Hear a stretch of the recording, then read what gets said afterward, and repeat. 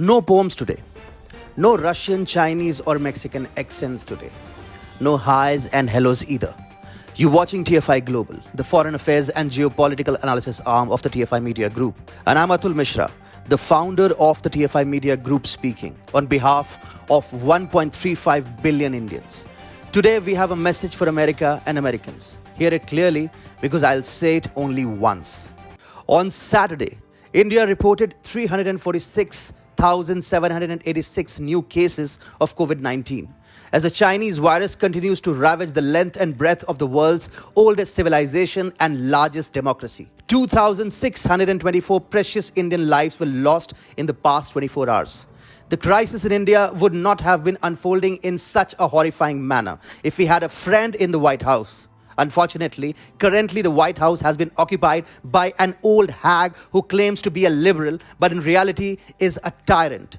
Joe Biden, who is unworthy of being referred to as the President of the United States of America, has the blood of thousands of Indians on his hands. It is time to expose Joe Biden for his devilish ambitions.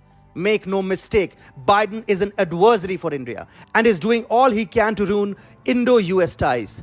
To prevent India from successfully vaccinating its people, the Doddery president has invoked a wartime law to stop the supply of raw materials required by Indian vaccine manufacturers to ramp up their production capacity. This means that India's vaccine program is suffering tremendously due to Biden's enforcement of the Defense Priorities and Allocation Systems program under the Defense Productions Act on vaccine raw materials. What's worse, the Biden administration is making no secret of the fact that it aims to imperil India's vaccination campaign and the lives of its people. In a brazen show of indifference, State Department spokesperson Ned Price, when asked about whether the Biden administration would lift the export embargo on critical vaccine materials for India, said, "Number one, we have a special responsibility to the American people.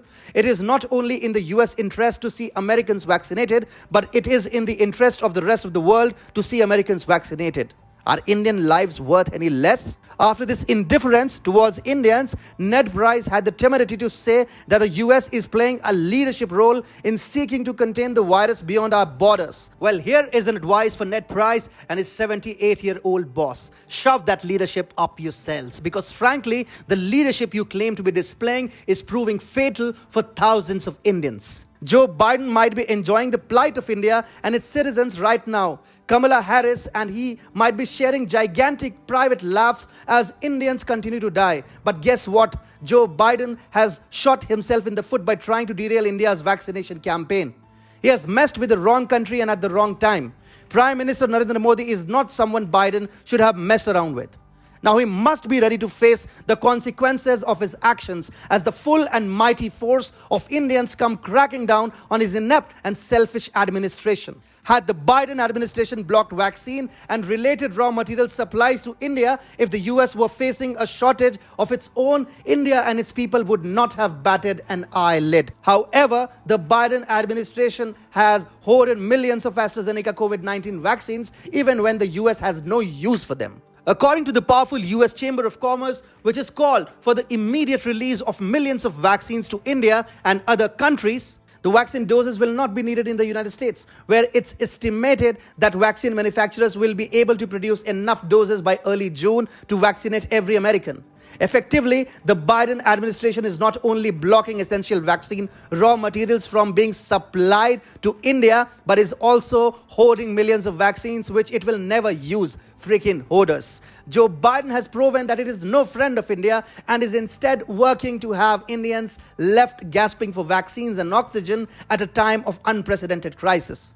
Russia, on the other hand, which is a time-tested friend of India, has once again come to the rescue of ordinary Indians. In the next 15 days, Russia will begin supplying close to 300,000, 400,000 remdesivir injections per week, which would be increased subsequently. Talks between India and Russia are also on to begin oxygen supplies by ship soon. Yet, the good times for America's senile Democrat president will be short-lived. India will bounce back, as it always has, from this crisis as well with renewed vigor, and it will take on the Biden administration at a scale nobody ever has seen. After having infuriated Israel and having lost its prominence in the Middle East, Joe Biden has shot himself in the foot by blocking critical medical aid to India at a time when it needed it the most. In a multipolar world, by abandoning India in its time of crisis, the Biden administration has further pushed the United States into a disadvantageous position. Already having angered its allies worldwide, the United States under Joe Biden must now be prepared to lose its leadership role in the Indo-Pacific too. Yes, we control that part.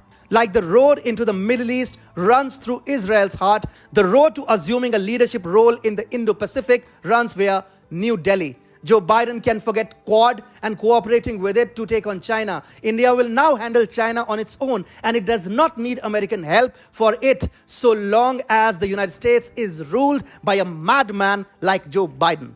Today, Indian Americans form the United States' backbone. Science, health, industries, IT, every crucial sector of America has Indians playing lead roles. The US was a haven of opportunities for aspirational Indians to achieve their dreams. By leaving Indians to die, Joe Biden has ensured that the people of India give up their fascination for the United States of America and instead work domestically. And that should scare Biden and his loud-mouthed vice president. It should scare them to their meek bones. Democrats enjoy considerable support among the Indian American community. Well, now they can forget about getting any support from the community whose brothers and sisters back in India have been left to die by the Biden administration. Realization has dawned upon them that President Donald Trump would have never allowed such selfish designs of the American deep states fructify.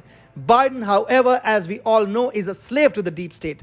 Democrats also have a lot to worry because their party is going to have a massive cash crunch soon, as Indian Americans will now stop donating to the Blue Party for its president going rogue in the White House against India, no less. Yes, Indians are the most affluent ethnic group in America. In what should put Joe Biden to shame, even China has offered assistance of any kind to India. In India, we believe that time is very powerful. Hell, we gave the world the concept of karma. Joe Biden needs to brace for impact because his karma is going to come and haunt him very soon. Today, India is facing a crisis, agreed. In the foreseeable future, the United States, owing to Joe Biden's inept leadership, might be facing an even bigger crisis. At that time, when Joe Biden would require massive assistance from India, he would be at the complete mercy of New Delhi, and Indians would reserve the right to extract their revenge from the Democrat president. As for the present crisis arising out of a surge in COVID-19 cases, be rest assured, India will overcome it, even without the assistance of the United States. However, this crisis has taught India a very important lesson and has helped it identify its true friends from the cosmetic ones.